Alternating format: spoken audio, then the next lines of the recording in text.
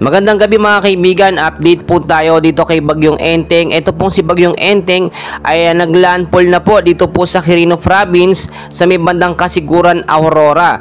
Kaninang hapon po mga kaibigan, namataan po itong sentro or mata po ni Bagyong Enteng dito po sa vicinity po ng Madela, Quirino. Kung titignan po ninyo sa ating live radar, nasa 85 km per hour na po ang lakas itong si Bagyong Enteng na may bugso pong pumapalo sa 140 km per hour, pa northwestward po ang kilos sa bilis po na 20 km per hour. So mga kaibigan, ngayon po binabalaan po at pinag-iingat po ang ating mga kababayan na apektado po nitong si Bagyong Enteng.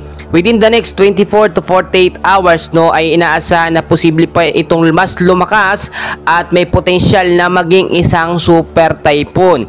Ang ilang bahagi ng ating bansa ay nakataas pa rin po ang tropical cyclone wind signal number 1 at number 2. Nandito pa rin po yung mga lugar na updated po na apektado nito nga po signal number 2. Sa Luzon area po na tayo mga kaibigan, dito po sa Ilocos Norte, sa may Apayao, eastern portion po ng Kalinga, dito po sa Rizal, Pinukpok, City of Tabuk, Cagayan, kasama na po ang Babuyan Island, Quirino, Isabela at northern portion po ng Aurora ay nakakaranas po ngayon ng storm signal number 2 po mga kaibigan. So pinag-iingat po yung mga lugar na yan sa banta po ng pagbabaha. Kung napapansin po ninyo, kahit matataas po na lugar, binabaha po ngayon dahil nga po sa patuloy na pag-ulan na naidudulot po nitong si Bagyong Enteng.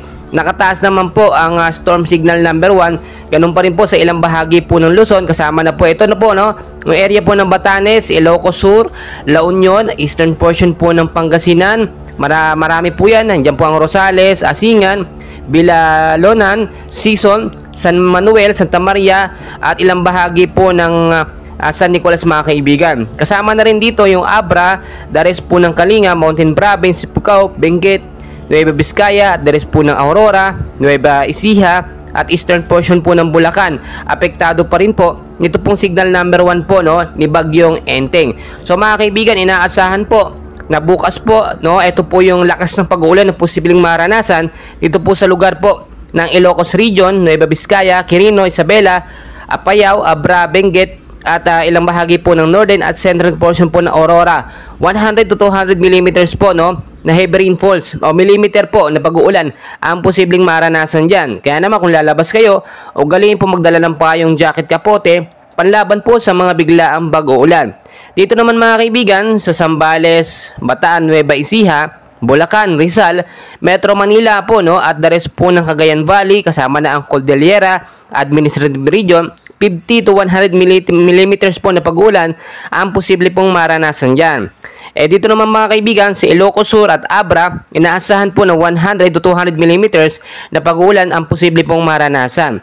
Kaya naman mga kaibigan, inaasahan ngayong gabi patuloy pa rin ang pag-ulan at inaasahan bukas po ng umaga, ganun din po, posibleng patuloy na pag-uulan ang mararanasan, posibleng mas lumakas Kaya naman yung mga update po tayo, yung mga papasok bukas, maghintay po tayo ng latest forecast update kung may pasok po sa inyong mga lugar.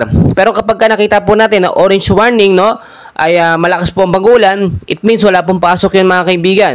So maging handa tayo sa anumang update ng balita especially po bukas, siyempre alam naman natin, malakas pa rin ang pag-ulan, nasa bansa pa rin ito sa Bagyong Enteng, so mag-antabay po tayo sa lagay ng ating panahon. Mga kaibigan, huwag kalimutan mag-like and subscribe, pahit po ng notification